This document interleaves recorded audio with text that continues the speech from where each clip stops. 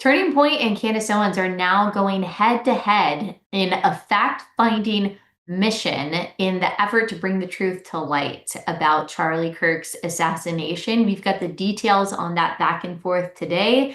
Also, we are talking to Alliance Defending Freedom and a woman named Aimee who directs a pregnancy center in New Jersey that has been targeted by the Democrats in that state for simply serving women and their children. Also, liberals are freaking out because Pantone's color of the year is white. Can you believe it? We've got all of that and more on today's episode of Relatable. It's brought to you by our friends at Kexi Cookies. Kexi Cookies are amazing, y'all. I don't eat gluten and I had to cheat just so I could eat my Kexi cookies. They are so good. They've got holiday flavors. They've got peppermint fudge. They've got salted caramel. They've got cinnamon roll available until December 15th. So order before then. Go to kexi.com. Use code Allie15 for 15% off. That's KEKSI.com.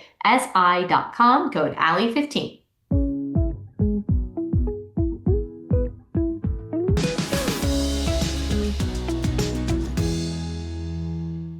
Hey guys, welcome to Relatable. Happy Monday. I know this audio sounds terrible. I tried to get my at-home mic to work and I just didn't have the proper apparatus set up, so I apologize. Please bear with me. It will be much better on Wednesday and Friday of this week. Thank you guys so much for watching and listening. If you love this show, please subscribe to us on YouTube. We just crossed 700K, which is super exciting. Thank you all so much to those of you who have subscribed for so long or new subscribers. Make sure you subscribe on Spotify and on Apple as well. Leave us a 5-star review. It really helps us out. It allows us to continue giving you this show for free. On Monday, I like to remind my audience that God's eternal plan of redemption is always going off without a hitch. Nothing takes him aback, nothing surprises him, nothing throws him off, but he is always working all things together for the good of those who love him, who are called according to his purpose. And speaking of that, if you haven't listened to Friday's episode with Lindsay, she escaped a cult called The Way in Minnesota. She found life and freedom in Christ. Her testimony, while disturbing at parts, is so incredibly redemptive and encouraging. I know how much you guys love testimonies. I love testimonies. It's one of my favorite parts of my job, that I get to hear people's stories of how God just captured their hearts in very dark circumstances. It's such a good reminder to me that God's work isn't always making headlines. It's not always going viral when it seems like he's just doing one thing. He's actually doing a million things, and he is seeking and saving the lost at whatever cost. So go listen to or watch on YouTube Lindsay's story. It's just amazing. All right, we've got a few things to get to today. It's going to be a little bit different. The episode is going to be broken up by a quick interview with Erin Hawley from Alliance Defending Freedom and Aimee Huber, who is the director of a pregnancy center in New Jersey that has been targeted by their Democrat Attorney General.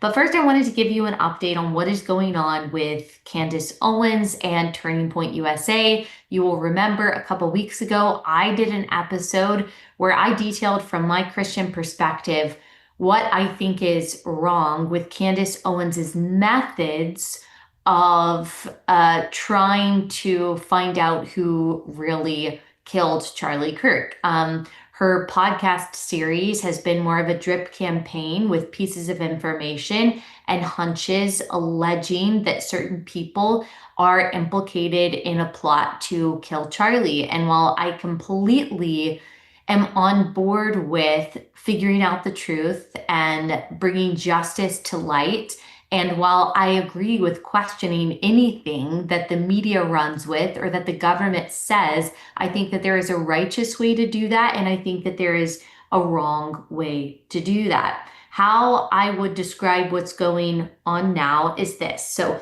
on last Wednesday's episode of the Charlie Kirk Show, producer Blake Neff addressed Candace Owens' podcast series where she surmises based on bits of information and hunches who killed Charlie. And I would say that's totally an objective description. Every episode, she alludes to secret sources, to having more information than she's letting on, to finally finding a missing piece of the puzzle that's going to bring this all together.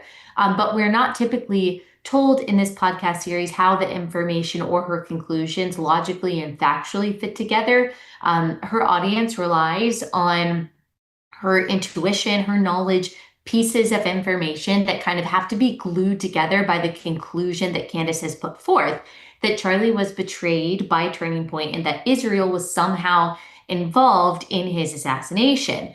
And within this narrative, she's implicated, as I said, some people. She said that Charlie's chief of staff, whose name is Mikey McCoy, has had a quote pep in his step because he was, according to her, told that he was going to be some kind of heir to Turning Point. She has accused Josh Hammer and Seth Dillon of being a part of some kind of nefarious pressure campaign to get Charlie to unconditionally support Israel, which Candace claims, as I said, was a big part of Charlie's death.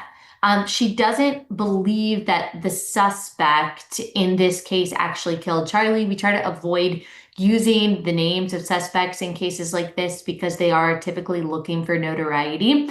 Candace believes that she is trying to get to the bottom of it. And of course, I believe that she loves Charlie. I believe that they had a sincere friendship when things first started. I think it was 7 or 8 years ago. And I believe that her mourning is totally genuine. But she does seem to believe that virtually everyone close to Charlie stabbed him in the back, and that it is her cause to take up finding out how this happened and who actually was involved. And she seems to believe also that Charlie had surrounded himself with very bad people. And I guess that he was just too naive to see that for himself, and that led to his murder. Now, in the midst of this, she has released text messages between her and Charlie, some of them very negative about Ben Shapiro. The other day, she published text between her and Charlie, again from 7 or so years ago, where he was asking her advice on what to wear on a date with this girl that she says he was in love with, that apparently was not Erica. And so I did that episode a couple weeks ago, just explaining my problem with the direction and this method. It's not that I have an issue with asking questions at all. I have an issue, however, with evidenceless accusations. There is no evidence that Mikey McCoy was happy about Charlie's death, and I think that's a very dark and deeply offensive accusation to make without proof. And I also believe, I'm a Christian, this is a Christian podcast, and we're always bringing the biblical perspective on this. I believe it's downright sinful. I think that the biblical term for that is called reviling or slander, and revilers, those who maliciously lie about someone, it's a really big deal. The Lord lists it in a list of other sins in 1 Corinthians 6. And I also want to remember for myself, Proverbs 18:21, that death and life are in the power of the tongue, and those who love it will eat its fruits. Oh my goodness, Lord, please help me as a professional talker remember that every single day. Our tongue is so powerful. What we say has a real impact. I also just see no evidence that Israel or any of its supporters were involved in Charlie's tragic assassination. I am always open to evidence, but nothing so far. Nothing so far, not the Egyptian planes, not the fact that his friends pushed back on Charlie's shifting views has been proof of this accusation. I don't see evidence that those closest to Charlie at Turning Point betrayed him. Those people knew him and loved him a lot better than we did, than anyone did. Erica, his wife, loved and knew him better than anyone. So I just have a hard time believing that they are not the actual ones doing everything that they can to pursue truth and justice for Charlie without jeopardizing, of course, a fair trial for the suspect. That's a very important part of all of this.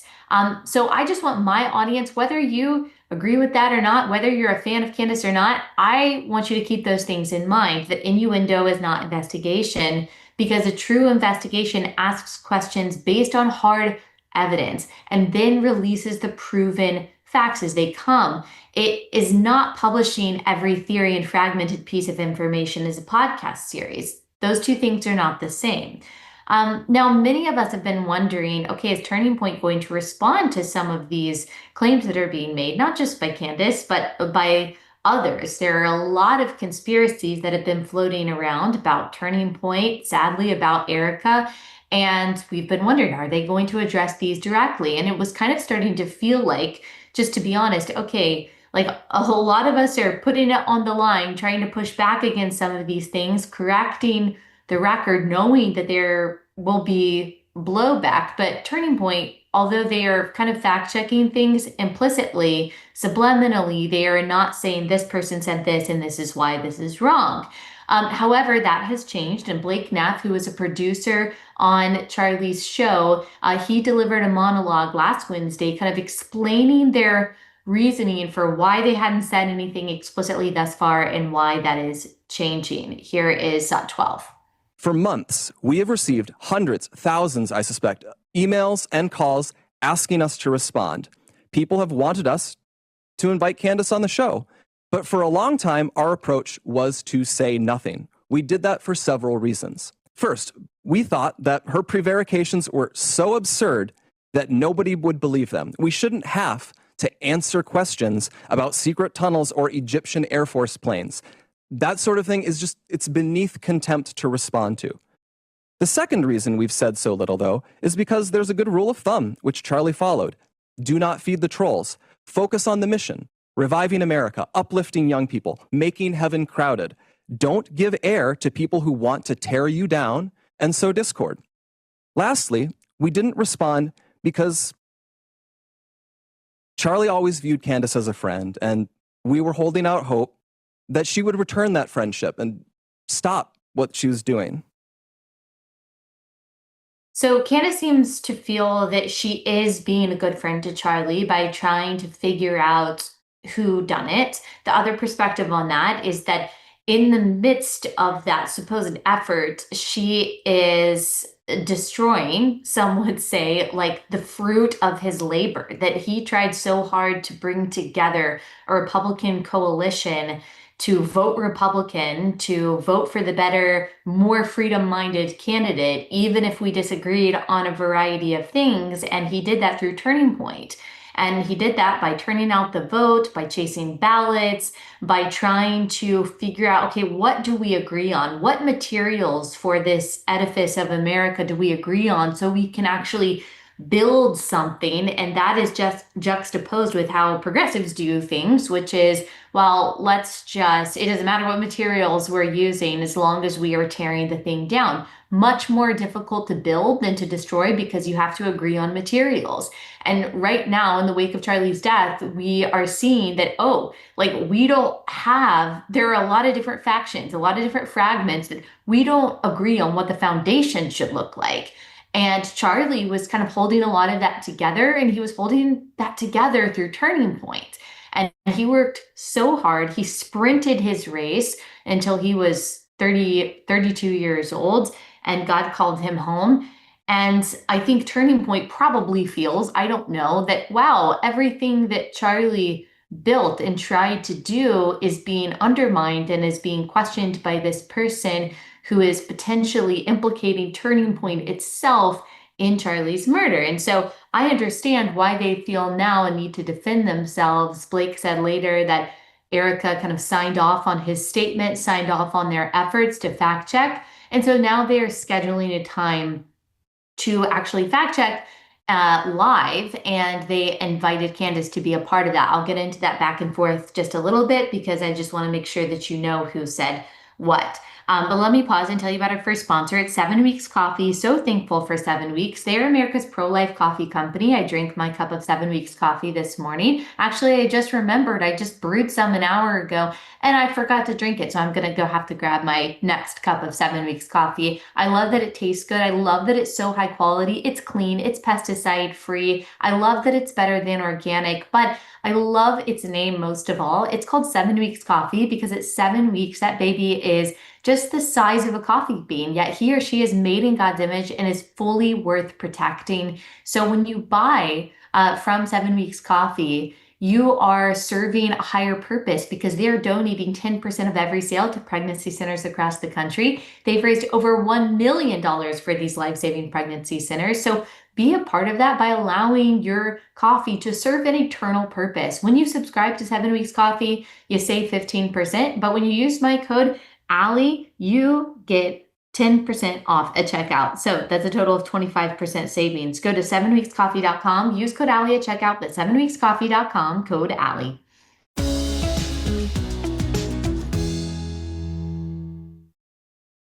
So he listed in his monologue some of the theories that Candace Owens has put forth. Details of turning points, Utah Valley University were unusual. That's something that Candace claimed, and that's something that I personally refuted because I have experience in like campus stops in the past. She suggested that the assassination was, quote, an inside job. This is what Blake Neff claimed.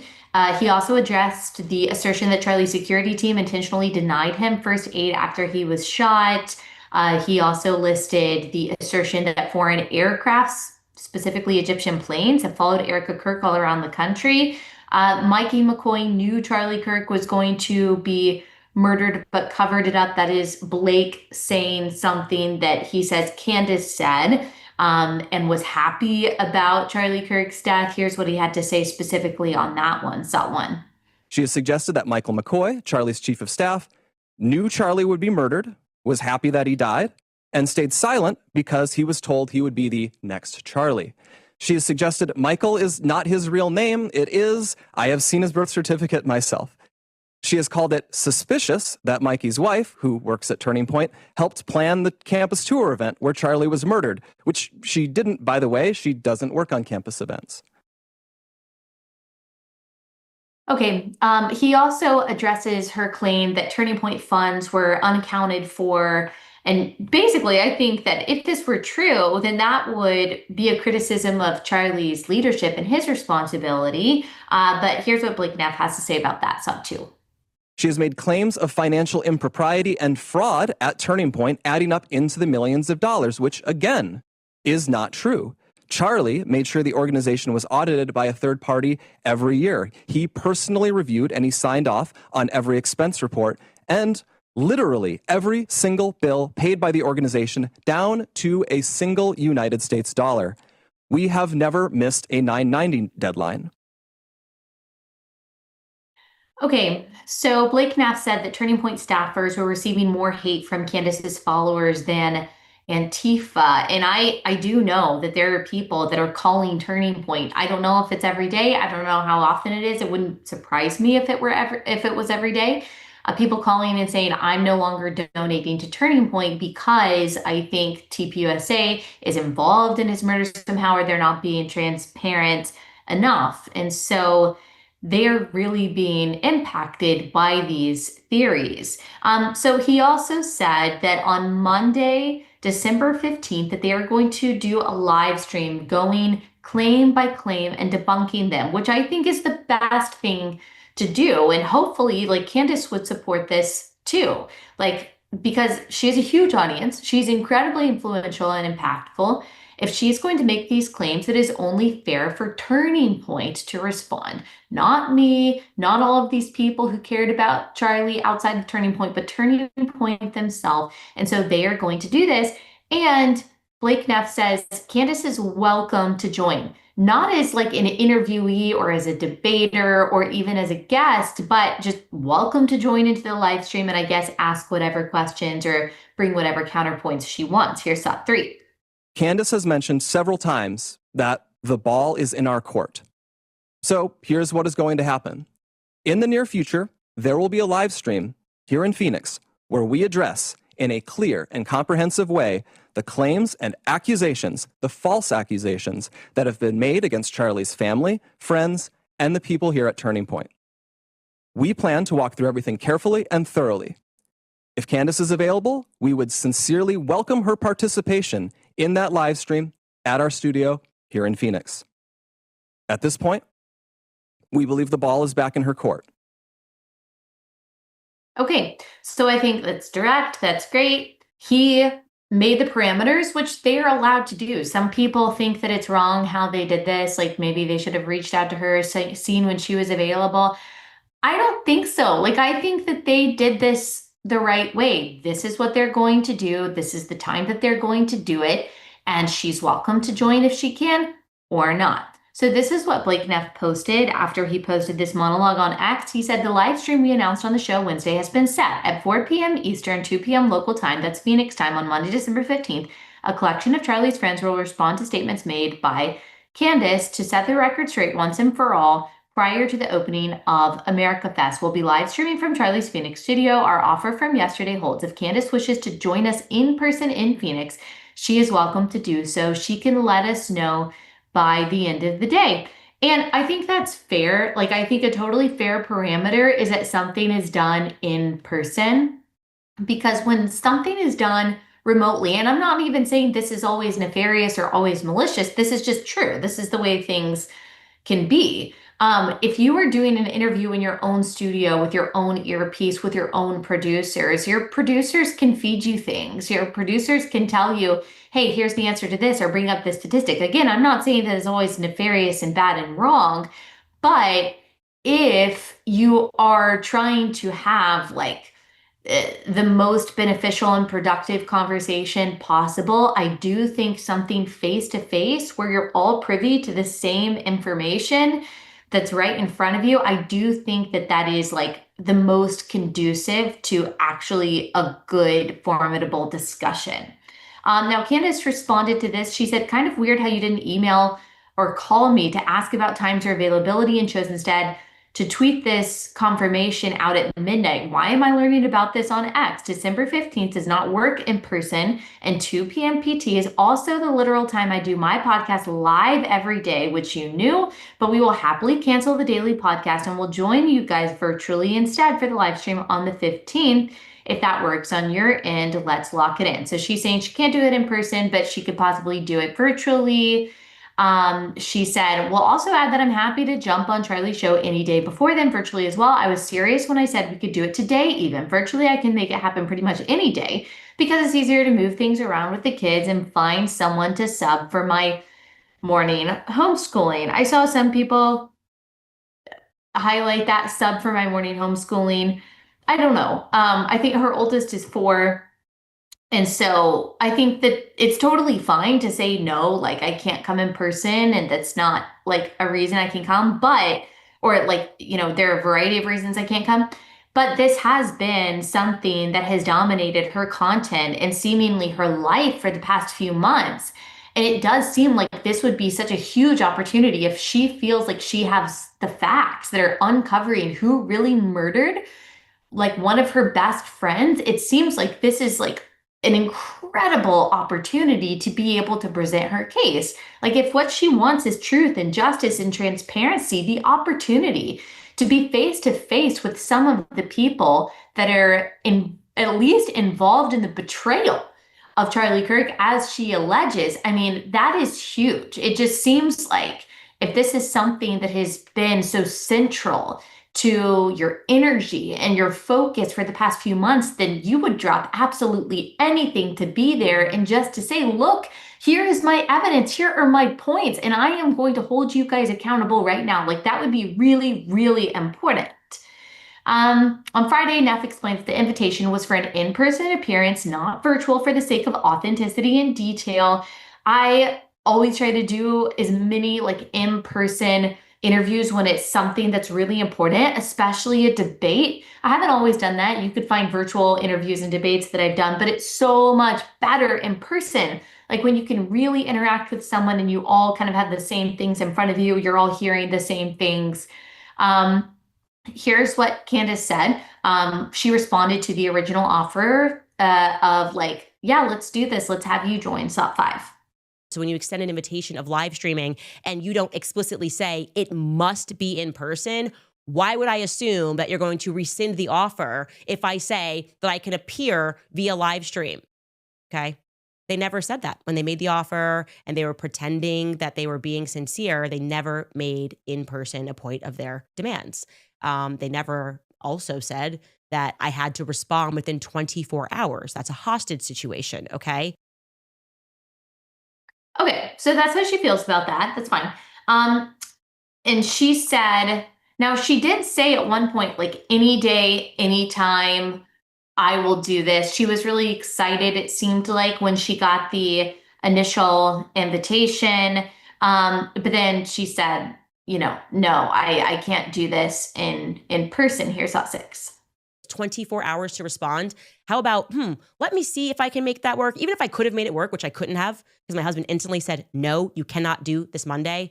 And he runs the household, and he has an important thing going on that day, which involves people that are coming in from overseas. But even if I could have made that work, I would not have within 24 hours have confirmed to them if they had even sent me an email, because I have kids. I would have had organized things, and it would have just taken longer than 24 hours, and they knew that. So as of right now, this may change as the day goes on. Blake Neff has not responded to Candace Owens' new terms, even though she said the ball is in his court. I have no idea. I don't have any insider information about what's going to happen next.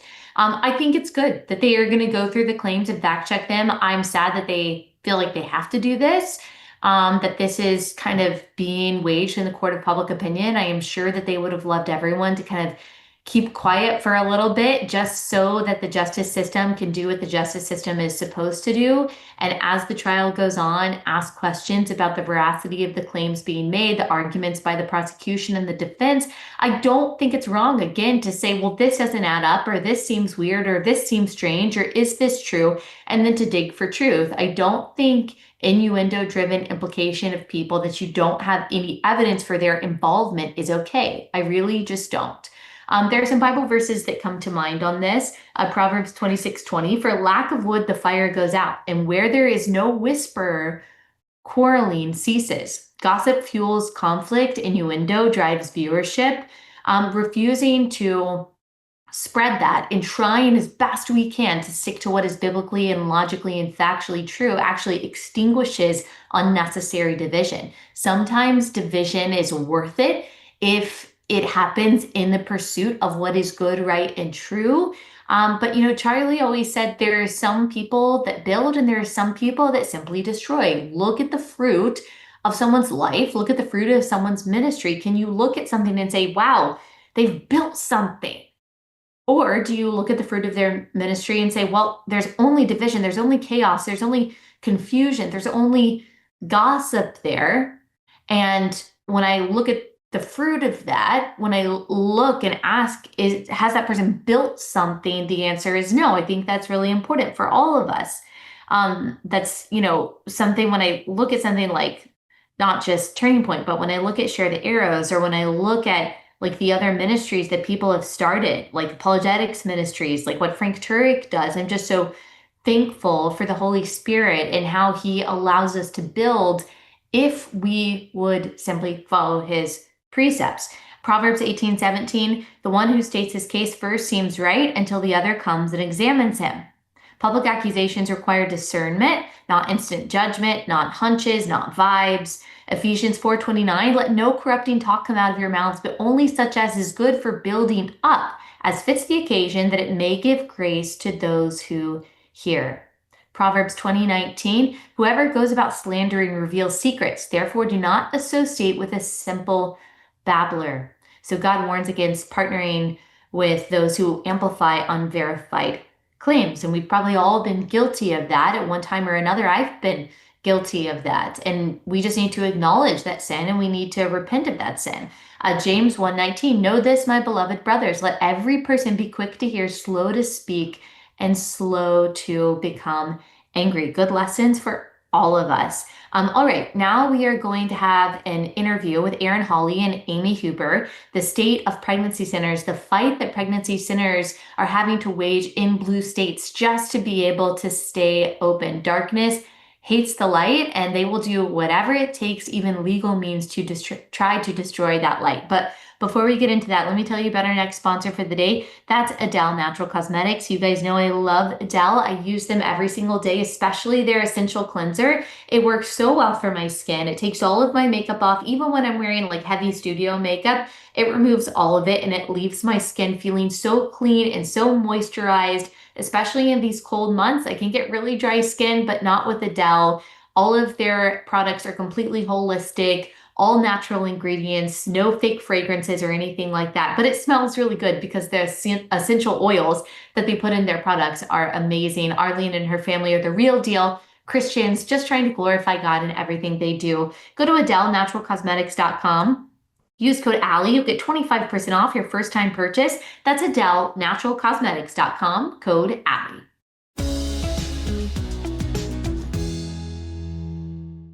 Aimee and Erin, thank y'all so much for joining me. Aimee, I'm going to start with you. Tell us about your pregnancy center and then when you got notified of this subpoena by the AG. Sure, Allie. Thank you so much for having me. We have served women and their families for 40 years. We have 5 locations in New Jersey, and women who are scared and vulnerable and think that abortion is their only option can come to us and receive professional services and compassionate care, all free of charge.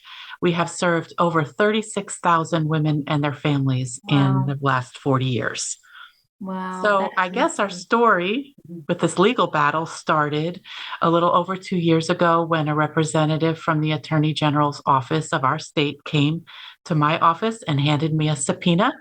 It commanded us to release up to 10 years of documentation on our donor communications, our advertising, our statements about abortion pill reversal, and even our donors' identities and their contact information. It was very daunting and very overwhelming. Yeah, I can imagine. My goodness. Okay, so First Choice Women's Resource Centers. Before we get into this legal battle, can you tell us a little bit more about the specific services you offer? Certainly. We provide free pregnancy tests, medical confirmation of pregnancy via ultrasound, options counseling, and a whole host of material services to support a woman through her pregnancy and after the birth of her baby. And have you ever been in conflict with state or local authorities who tried to hinder your mission at all? No, never. This was the first time, so it felt very out of the blue, I'm sure. It did feel out of the blue, and yet the attack on pregnancy centers in New Jersey had been ramping up the year prior because the Division of Consumer Affairs issued a consumer alert warning the public about quote unquote deceptive crisis pregnancy centers. So we saw that and we were responding to that. So when the subpoena came, it definitely felt more personal, but not a huge shock. Right. Okay. Erin, tell us first, let's just get down to brass tacks. What is a subpoena? Sure. So a subpoena is actually Latin for the phrase under penalty. And when you look at the subpoena that Aimee received, you can see why. It twice threatens that if she fails to hand over these 10 years, up to 10 years worth of documentation, including her donor names, their phone numbers, addresses, and their places of present and past employment. If she doesn't just give all of that to the Attorney General, the subpoena threatens that she and her organization could be subject to contempt, as well as a possible loss of license to do business. So it is a legal document that on its face threatens recipients in New Jersey with really dramatic consequences if they don't comply. Wow. What are the consequences? So the statute lists several of them. One is being held in contempt of court. One of them is losing their business license. If you can, your advertisements can be shut down. And the statute also sort of opens it up, any other penalty that the court considers necessary until the party, quote, obeys the subpoena. So a really strong regime encouraging people to comply with subpoenas. Wow. Okay. Are there other pregnancy centers in New Jersey who have received the subpoena as well? We know of at least one other one, but it has had ramifications even beyond these 2 centers. One of the amicus briefs submitted in the case detailed that a third center had actually lost their medical director because of the subpoenas. They were worried that their, other business might be impacted by their association with the pregnancy care center. So the medical director resigned upon hearing about the subpoenas. And quite frankly, that seems to have been the whole point. The Attorney General of Missouri, or excuse me, of New Jersey, as Yeah. Aimee said, has issued consumer alerts against pregnancy centers. He has warned women to beware of pregnancy centers, and so this idea of sort of scaring them into silence seems to be part of the point here. So, what is the response to people who say, well, it's not like he is stopping them from functioning. He's just trying to look out for the consumer, look out for potential clients by making them be as transparent as possible and just tell the truth about what they offer. That's all that's going on here. What would be the response to that, Erin? So I think two responses. One is Justice Thomas brought out at oral argument. There has never been a complaint identified by the Attorney General against First Choice. There simply is no allegation that anyone has been misled by First Choice. And then second, the Attorney General says, donors might have been confused. They might have thought that they were donating to Planned Parenthood rather than to a center that helps women and children. And that's just doesn't pass the straight face test when you look at the donation page. It has pictures of smiling babies and families. Realistically, no one would think that was a donation page for Planned Parenthood. It's clearly an organization that supports both women and children. Yeah, and that doesn't even make any sense considering the names aren't even close. I guess if you could say someone was completely illiterate, could not see, then I guess anything is possible, but that seems far-fetched to me. Aimee, what effect has this had thus far on your center as far as your personnel and your ability to serve the women in crisis in your area? I would say another penalty of the subpoena that Erin didn't mention is just the fact that the sheer overwhelming task of complying with the subpoena when you're a small nonprofit is completely overwhelming. I can't even quantify the hours or the staff it would take or anything else. It would be just so difficult. And really, that's the harm right there, right? Because it would take away from our mission of serving women. So how has it affected us? There are certainly volunteers who have not volunteered because of our legal battle. They have come and expressed interest, but have actually told us, you know what, maybe when this calms down, then I can join you and I'll volunteer. It's hard to imagine how many women haven't come to us because when you Google First Choice, they just see a legal battle. So when you're scared and vulnerable, I'm not sure if I were them that I would go to an organization like that. And then, of course, the chill that can perhaps exist for potential donors as well, in terms of wanting to donate to an organization with our mission, and yet wondering how that could be affected by a legal battle as well.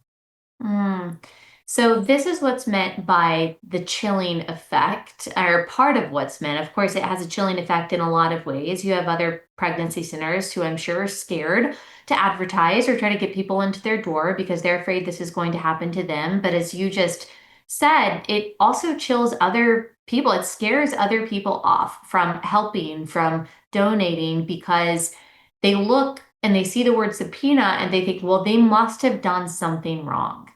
And in all of that, it just makes me think that the process is the punishment, even if after all of this compliance, nothing nefarious comes out, which of course it won't. That's not really the point. The point isn't really to prove that y'all are guilty. The point is to make it as hard as possible for you to do the nonprofit work that you're trying to do, which is save babies' lives and serve women, right?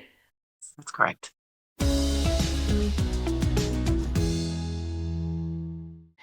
Quick pause from that conversation to tell you about a very fitting sponsor for this segment, and that is We Heart Nutrition. I love We Heart Nutrition. I take their supplements every day. I take their multivitamin. I take their magnesium. I take their omega-3s. I take their immunity supplement, which is new. Whenever I'm feeling like a little bit down, it really helps me kick it. Their probiotic has been an amazing addition to my vitamin regimen. Let's see, did I miss anything? Oh, I take their iron supplement. I literally take everything. The only thing that I wasn't taking from We Heart Nutrition was the probiotic, but that's just because they hadn't come out with it yet. Now that they've done that, I am 100% filled with We Heart Nutrition supplements, and I'm so grateful for it. It helps me stay healthy. It helps me feel good. It helps my hair, skin, and nails. All of the most bioavailable ingredients are used, so my body is actually absorbing the things that I need. Plus, this is an unapologetically pro-life, pro-Jesus family-owned company. They put so much heart and soul into every product that they make, and they also donate to pregnancy centers with every single sale. They have donated so much money to these pregnancy centers because that is where their heart is, and they put their money where their heart is, and you can do that too. Order We Heart Nutrition at weheartnutrition.com. Use code Allie. You'll get 20% off your order. That's weheartnutrition.com, code Allie. So, Erin, tell us where things stand right now. What does this fight looked like and what's happening at the moment? Sure. So, as Aimee said, she was served with a subpoena almost 2 years ago. And to sort of give your listeners just a small glimpse of what Aimee has stood through, there has been a legal battle taking place not only in the federal courts, but also in the state courts. So, Alliance Defending Freedom filed suit on her behalf in federal court, said that they're not entitled to this information, especially the donor names. Meanwhile, the Attorney General filed suit in state court. So altogether, there have been over 50 briefs in, I think, 5 different courts filed in this litigation. And again, First Choice is focused on helping women and children, not fighting legal battles. So a huge burden on the nonprofit. And currently, we were extremely thankful. The Supreme Court actually granted cert of this case, heard oral argument in the case last Tuesday, which it does in only a very small fraction of cases that people ask for the court to review. And the court seemed quite sympathetic to First Choice's arguments. A number of the justices, from Justice Kagan to the Chief Justice, really indicated that just out of common sense, donors are going to be hesitant to donate to an organization that has been targeted by the state's highest law enforcement officer. Justice Thomas pointed out that no complaint has been filed or identified by the Attorney General's office. And so Justice Gorsuch was really keen on those legal penalties that you mentioned. And so the court seemed quite concerned about both the sort of power disparity between the Attorney General's office and a small nonprofit issuing a subpoena demanding things that the Constitution protects. So we are hopeful the case has been fully argued, will hopefully come out in several months. It could be as late as June, but we are hoping and praying for a result that will protect both Aimee as well as other pregnancy centers around the country. Yes, absolutely. And I meant to ask this earlier, but with only these 2 pregnancy centers targeted in New Jersey, why First Choice? I have no idea. You're listening to Aimee. She does such a good job. I don't know if it's perhaps because she's one of the more prominent organizations helping women in New Jersey. You've heard about the 36,000 women that they have helped. So perhaps it's just because they're doing such good work. Yeah. When you look across the country, like to get sort of an X on your back or a target on your back, you wouldn't think that helping women when no one else is there would do that, but it certainly has in some blue states. Yeah. Aimee, tell me what the Lord has taught you and the other staff and volunteers at the pregnancy center through this difficulty. Boy, there's so much that he's taught me. It's just, I have story after story of how personally he's come. I think one of the things that he's taught me is that he wastes nothing, that everything in your life is purposeful, and everything in your life, when given to him, can prepare you for what he has for you. So he wastes nothing. He's also shown us that what the enemy intends for evil, God uses for good, for the saving of many lives. I've seen that in many different ways for our staff, the unity and the cohesive nature of our staff and our board, the courage that everyone has had, and how we have united through this is really a gift. So those are a couple of things. It's been a sweet time with him over the last 2 years. I can certainly say that. God is so good. How long have you been serving in this position? 35 years. 35. 35 of the 40 years. Oh my goodness. Yes. What an incredible blessing. I'm so thankful for you. I have the privilege of speaking to a lot of pregnancy centers at their galas and banquets all across the country. And I never cease to be in awe of what the Lord does through the directors at these pregnancy centers. There's a lot of other things that you could have chosen to do that would have been a lot easier, that would have paid a lot of money, different things. But you have gone where the Lord has called you, and I'm just very grateful and He, I'm sure, used the 33 years before this subpoena was issued to prepare you for this moment.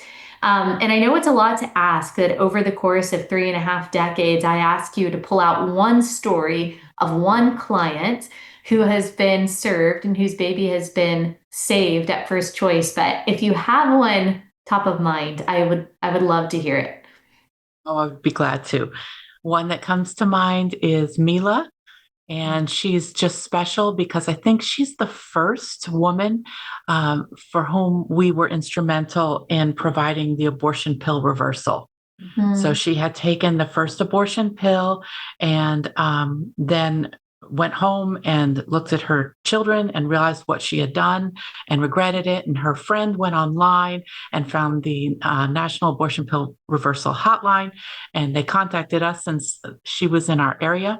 And she took the progesterone, which is just a natural hormone that occurs in a woman's body, and reversed the effects of the first pill. And her daughter, Scarlett, is 8 years old today. I think she's in 3rd grade. And you just realize that anything like this legal battle, while we wouldn't have chosen it, God has chosen us, and the women and the babies that we serve are worth this fight, because they need pregnancy centers across the nation. So it's all worth it when you look at her sweet face and look at her mom. Absolutely. Well, Aimee and then Erin, how can we support you just as a center, but also in this specific battle? Because as Erin articulated, like, this is not just about you guys. Like, this represents all pro-lifers in a sense, but certainly all pregnancy centers. So first, tell us, Aimee, how we can support First Choice. Prayer, that's the best way.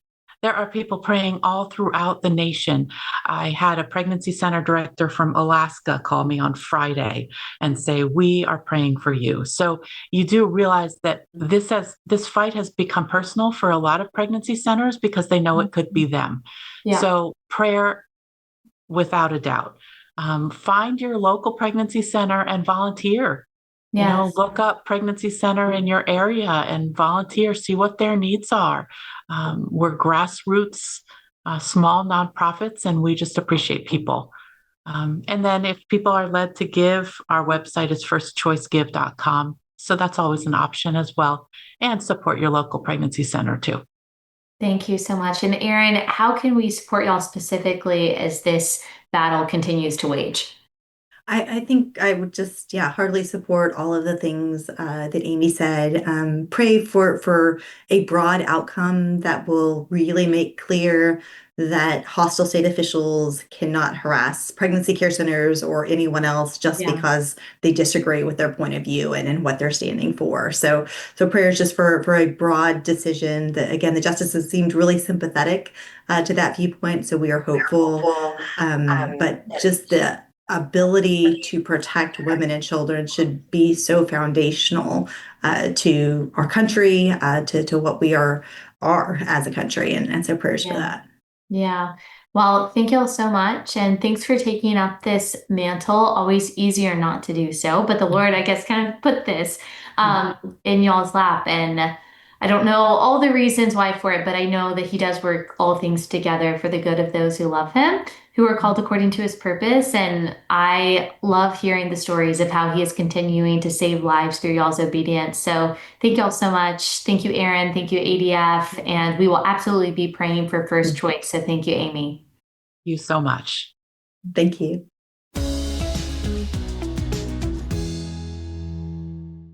Okay. So that tells us so much of what we need to do. We need to be praying for this particular pregnancy center, every pregnancy center, especially in blue states. And you should donate to and volunteer at your local pregnancy center. And actually, I will be posting some a way for you to do that for local pregnancy centers across the country, almost 100 of them on my Instagram starting today. Before we get into this last segment of the show, I want to tell you about Samaritan's Purse. Y'all, you know the amazing work Samaritan's Purse does around the world for the world's poor, for those in crisis, for the little children who haven't been able to access the kind of resources, the comfort and the love and the gospel that our kids so wonderfully get to here in America. They do Operation Christmas Child every year. That's where you fill a shoebox with different toys, toothbrushes, hairbrushes, all different kinds of things that can bless a child in need around the world. These millions of boxes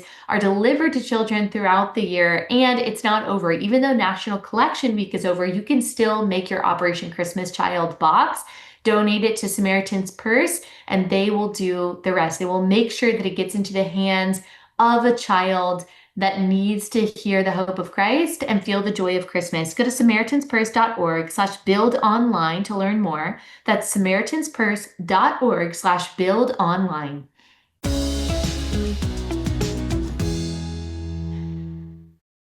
Okay, our last segment today is less serious, but I saw it and I was like, I've got to talk about it. I've got to talk about how ridiculous this is, and as we think about everything that's going on in the world, like the true oppression, the true injustice, the true sadness that occurs on a daily basis. And then we look at what liberals in America get angry about, get riled up about. It just makes you think, right? Like it just makes you think that maybe we have a little too much. Maybe we're a little too comfortable. Things are a little too luxurious here, that we can have a complete national freakout about the color of the year as decided by Pantone. Okay? For the first time ever, according to the Washington Post, Pantone's color of the year is a shade of ... white. Okay? The particular color is called Cloud Dancer. On Friday, December 5th, Pantone announced its 2026 color of the year. So this is the company that releases every year the color of the year. It's supposed to be a prediction of the color that is going to be like in style or used a lot or is indicative of this present moment in some kind of stylistic way. So the 2026 color of the year, Pantone says, is soft muted off-white called Cloud Dancer. For the first time ever, Pantone has chosen a shade of white, and plenty of people online are calling the pick tone deaf and racist. Pantone's president, Skye Kelly, who is black, by the way, said, quote, "We knew that people would have emotions about this color." Here's Saw 8. To address some of the online comments, let me state clearly that white is indeed a color. We knew that people would have emotions about this year's color.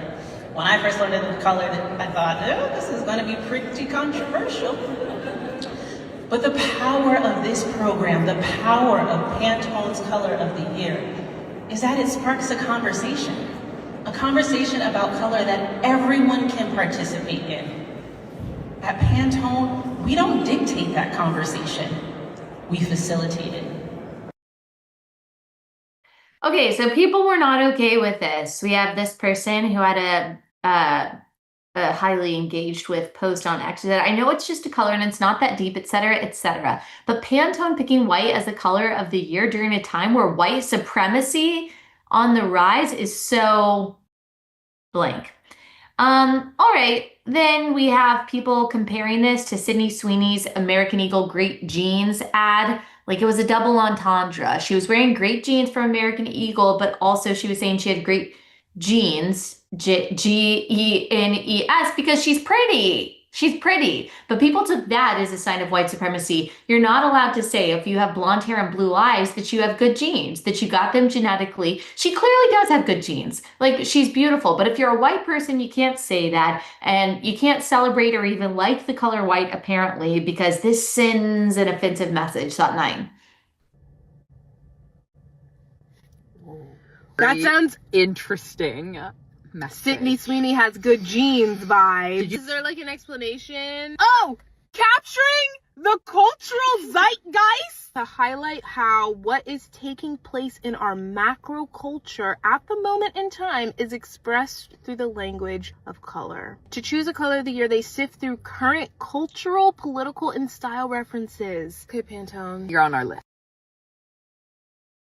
Okay, so the Sydney Sweeney vibes, they say. Here's a feng shui practitioner. So designers and people in fashion, they're really looking to see this Pantone color matching system. They named the colors, like what the color of the year is going to be. Here's Sutton. Hey, Pantone, you're fired. You really chose white? You chose white in these times? Mm-hmm.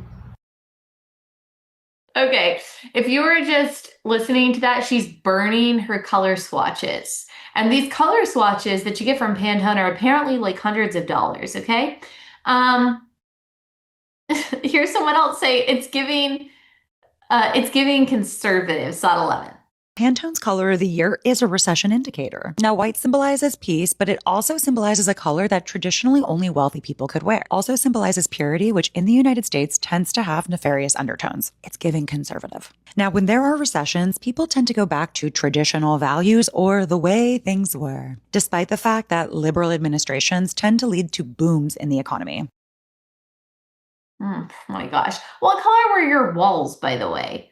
Your walls were white. All right. So people are upset about this. It's literally just a color. Okay. It's an inanimate color. And the subliminal message is far more offensive than any supposed message that Pantone is communicating. The subliminal message in all of these people is that it's not okay to be white.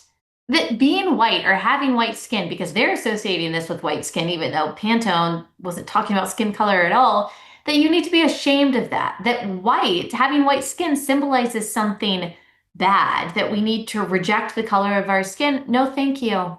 Like, no, thank you. Absolutely not. In this age of self-confidence and self-love, it's only white people who have to hate themselves or associate their skin color with the collective sins of people who lived elsewhere at a different time.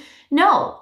Like, this is the same message as we heard in 2020, a message preached to white people of collective guilt, and a message preached to Black and brown people that denied even individual responsibility. So white people bear some guilt and responsibility that someone who kind of looked like them, who lived in the same general vicinity 200 years ago, that was all of our fault. But a person, an individual with Black or brown skin, who actually themselves goes into a gas station and loots it, or breaks a TV at a furniture store in the name of racial justice, that person actually isn't even personally responsible for what they do, because riots are just the voice of the unheard. That was the message we heard in 2020. And I think most people, it took a while and it took some courage and some gumption, ended up rejecting that because it's ridiculous, because it's stupid. It doesn't make any sense. It's completely unbiblical. That is not just. Justice is impartial. Justice is individual. Justice is direct. You don't carry the sins of someone who kind of looked like you. You don't even carry the sins of your mom and dad. People say, oh, your ancestors this, your ancestors that. I'm sorry. Like, have we taken DNA tests? Just because someone kind of looked like you 200 years ago does not mean that they are your ancestors. Most likely your ancestors did not even own slaves, but even if they did own slaves, you don't bear responsibility or guilt for that. That's just how justice works. That's how biblical justice works. And that is supposed to be how legal justice works. That is not how social justice works, however. Social justice is always trying to finagle different factors that could contribute to someone's outcome so that everyone has equal outcomes. That was the drum that I beat over and over again in 2020, not just me, but lots of people. But that's something I focused on in 2020, because that idea was just ravaging the church. And I think the church has a lot more clarity when it comes to LGBTQ issues, but is so scared to say true things when it comes to justice and race. Factually true things and biblically true things. That is one where they're just like, oh, we'll just let BLM have that territory and we'll just kind of agree with it because we're scared. It's stupid and it's dangerous. And this idea that whiteness inherently is bad or something to be embarrassed of is so wrong. It's so wrong. The same God who providentially made my melanin count made someone else's melanin count a lot higher than mine. And we are both equally made in his image. Shouldn't be radical. But of course it is. All right, so they had to respond to this, the Pantone Color Institute. They had to say something about why they chose this. But let me pause. Let me tell you about our last sponsor for the day. And that is Range Leather. I'm so thankful for Range Leather. They make amazing gifts. If you are looking to give a gift for the related bro or the related girl in your life, then you need to go to rangeleather.com.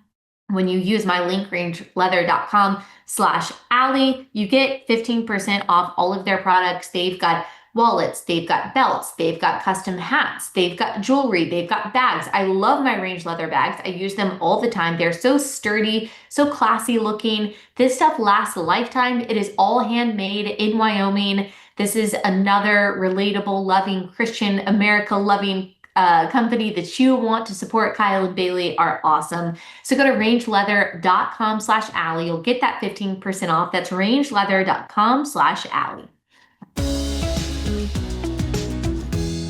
Okay, so Leatrice, sorry if I mispronounced your name, Iceman, she's the executive director of Pantone Color Institute, said the choice was about symbolizing a blank canvas. Vice President Lori Pressman said skin tones did not factor into this at all. With peach fuzz and then with mocha mousse, people were weighing in and asking if this was about skin tones. And I think we were going, wow, really? Because for us, it's all about, at such a basic level, what are people looking for that color?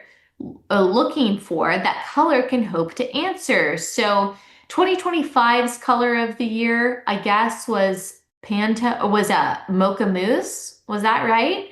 And then 2024 was peach fuzz. And they say, no, they are not trying to say anything about race. They're not trying to talk about skin tone at all. Like, it's not that deep. It's not that deep. I promise you, if you had done dark brown, if they had done a dark brown this year, no white person would have been like, really? Really? What kind of DEI statement are you trying to make? I would have said, yes, I love it. I agree with that because dark brown is in my color season and I love wearing dark brown. Thank you so much, Pantone. Actually, I probably would have never heard about it. I've never thought about what the color of the year is because no one is forcing you to use this color. I kind of agree with people who say that, okay, white is overdone in design and in fashion. For the past 10 years, it's been all about shiplap and all about having an all-white house. And I do think that that trend is going away. But that doesn't mean that I'm going to be up in arms about this. It's just silly. There are some Bible verses to think about here. I thought about James and impartiality. This was, again, a passage that we talked about so much in 2020 because so many professing Christians who pushed social justice and these disparate messages to Black congregants and white congregants about the color of their skin and the responsibility that bears or doesn't bear. James 3:16-17, for where jealousy and selfish ambition exist, there will be disorder in every vile practice. But the wisdom from above is first pure, then peaceable, gentle, open to reason, full of mercy and good fruits, impartial and sincere. Romans 1:21-22, for although they knew God, they did not honor him as God or give thanks to him, but they became futile in their thinking, and their foolish hearts were darkened. Claiming to be wise, they became fools. This is foolishness. When society suppresses the truth about God, even a simple color choice like Pantone's serene white becomes proof of white supremacy in the minds of critics, revealing how futile, darkened their reasoning becomes. Even in mundane things, they can bring it to the level of the absurd because their mind has been given over to depravity. Proverbs 18:2, a fool takes no pleasure in understanding, but only in expressing his opinion. Oh man, that is a word for the day.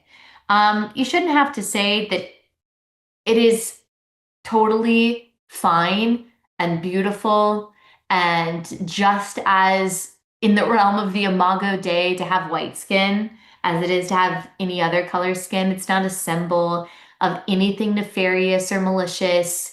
How dare anyone imply that to tell a child that they were born in the wrong body or that their skin color symbolizes something that is inherently evil, whether you're brown or black or white or anywhere along that spectrum, is so incredibly wrong. The fact that Christians play around with this stuff and that they will either flirt with it or outright show this kind of anti-white hatred is just really gross. It is a sign of an idol in their own heart that they just need to ask the Lord to rid them of. That's the truth of it. This is such a silly controversy, but the fact that it's a controversy speaks to something like really wrong, I think, in the American heart, in the Western heart, and in some Christians' heart. Like if you have a negative reaction when you see a color that God created in his earth, then like it's time for some self-reflection, some prayer, some accountability, and repentance. All right. We will be back on Wednesday with a theology episode that you are going to love. See you guys back here then.